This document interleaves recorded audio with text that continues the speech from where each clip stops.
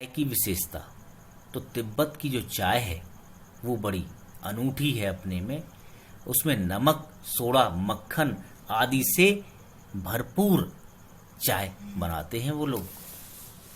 और इस चाय में बड़े पौष्टिक तत्व होते हैं बच्चों। लेकिन ये जो घरों में चाय बनती है इसको तो आप छोड़ा। तो बच्चों हम चल रहे थे यहाँ 17 से 18,000 फीट ऊंचे हैं। डांडे के जो देवता हैं ये डांडे पर पहुंच गए थे और वहाँ डांडा थोंगला जो है वहाँ पहुंच गए थे। ये सबसे ऊंचा स्थान है और यहाँ इस सर्वोच्च स्थान पर पहुंचने के बाद लेखक और उनका मित्र समुद्र तल से यह 17 से 18,000 फीट ऊंचा है।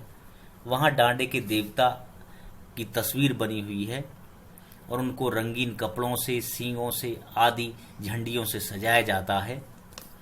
तो यहाँ देखिए डोनिक्विस्तो हैं, डोनिक्विस्तो जो स्पेन के रहने वाले एक उपन्यासकार थे। तो लेखक का हाल भी जब हुआ जब वो पीछे रह गए, घोड़े पर मस्ती से झूमते जा रहे थे। घोड़ा बड़ी मस्ती से चल रहा था। तो इस तरह से इन्होंने भी, ये जो उपन्यासकार हैं ये भी ऐसे ही है, मस्ती से चलने वाले। इन्होंने भी उपन्यास लिखे हैं। तो लंकोर का रास्ता भूल जाना एवं सुमति का गुस्से में आना। लेकिन वो जो है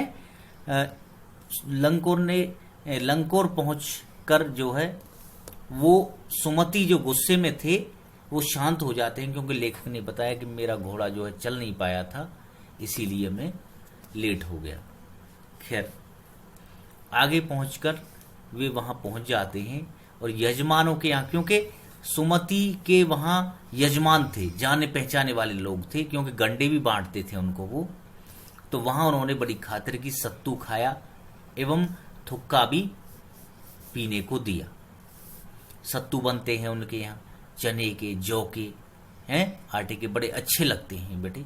और ये अगर सत्तू आप भी सेवन करें, हैं गर्मी का समय आ रहा है, आप भी सेवन करें तो ये एक औषधि है।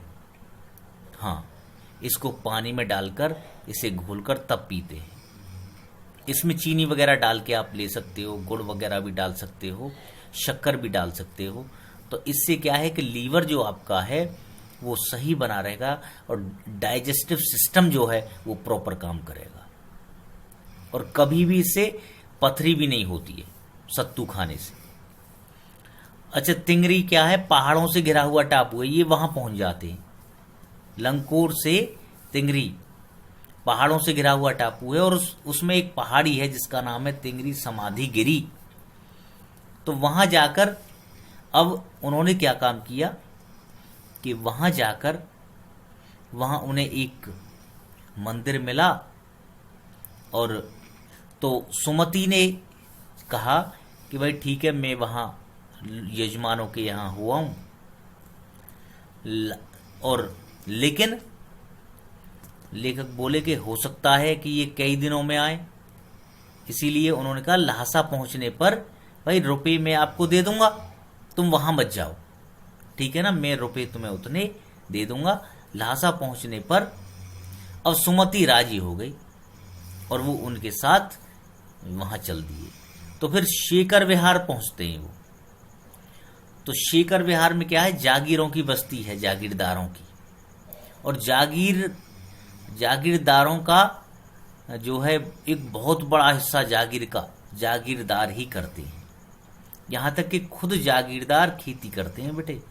और वहां मठों में जो है विहारों में अधिकतर जो तब्दील है हिस्सा जागीरों का हिस्सा वो मठों में तब्दील है। मंदिर मठ हमारे यहाँ जैसे मंदिर होते हैं वहां मठ हैं और जागीरदार खुद खेती करते हैं।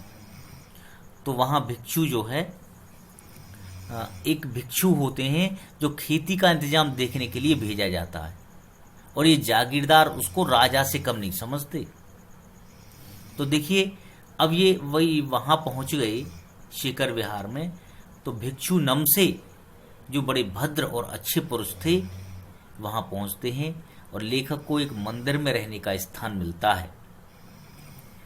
तो वहां लेखक तुरंत जो है मंदिर में जो उनको जिस उद्देश्य की पूर्ति के लिए गए थे वहां उन्हें मिल गया। कंजुर, कंजुर कहते हैं बुद्ध वचन अनुवाद की 103 हस्तलिपि वहां उनको पोथियां मिली उस मंदिर में, जो 15 किलो से कम नहीं थी।